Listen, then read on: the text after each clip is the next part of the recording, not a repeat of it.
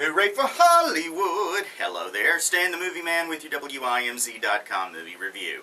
This week we went to see Oz the Great and Powerful, starring James Franco, Mila Kunis, Rachel Weisz, and Michelle Williams, amongst others. It is, of course, a prequel of sorts to the Judy Garland classic, The Wizard of Oz, and it explains how the wizard got to the merry old land of Oz. Oscar Diggs, played by James Franco, is a traveling circus magician, and he gets chased by the circus strongman because he has been apparently messing around with the strongman's wife.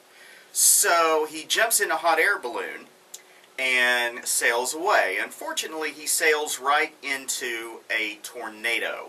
And when he comes to, he is no longer in black and white, very handy, and he is in a magical land that he discovers is called Oz. He runs into Theodora, played by Mila Kunis, who is a witch.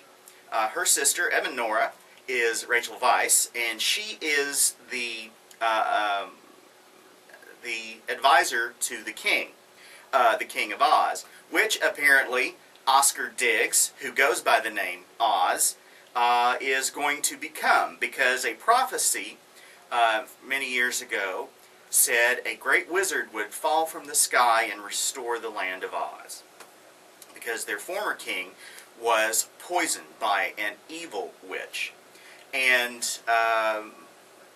Evanora says that Oz must go and kill this evil witch in order to claim the crown. And to kill her, he must break her wand. If he breaks her wand, she will lose all her powers and she'll die. Turns out, that witch that he's sent to kill is actually Glinda, the good witch. And Theodora and Evanora are actually the evil witches. Evanora's who actually poisoned the king, and the king was Glinda's father.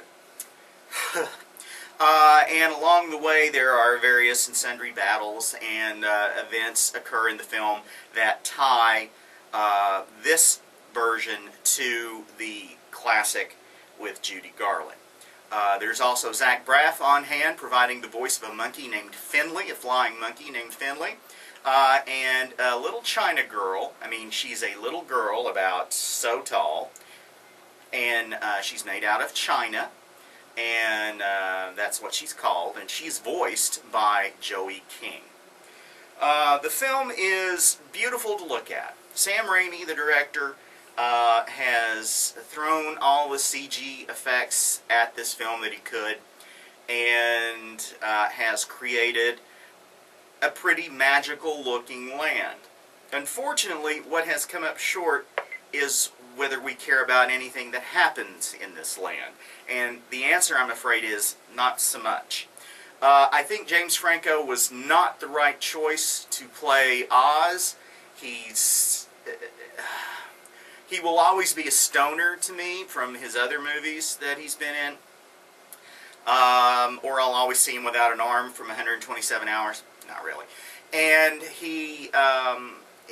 the way he speaks, especially when he's supposed to be giving these grand theatrical speeches about magic and prestidigitation, and I can't hardly say it. Well, he says it, but it comes out sounding sort of prestidigitation, kind of mumbled, and that's kind of his delivery style, is mumbled. I enjoyed Weisz and Kunis in their roles. Michelle Williams is not given much to do except look pretty and smile and delicate, and be delicate. And you get to see the Munchkins, and it's, for those who are familiar with the original film, there are things to grab onto and say, yeah, that's okay, that's why that's that way. But as a standalone film, it just doesn't hang together. It's not emotionally engaging, and it doesn't deliver the kind of punch to the heart that I would have expected from a film based on the books of L. Frank Baum. So, you know, you'll just have to decide for yourself if pretty is good enough. For some people it is. I, on the other hand, would have preferred a little depth. I'm giving Oz the Great and Powerful 3 guitars. Go to WIMZ.com to read my complete review, as well as to vote on the movie I'll see next time.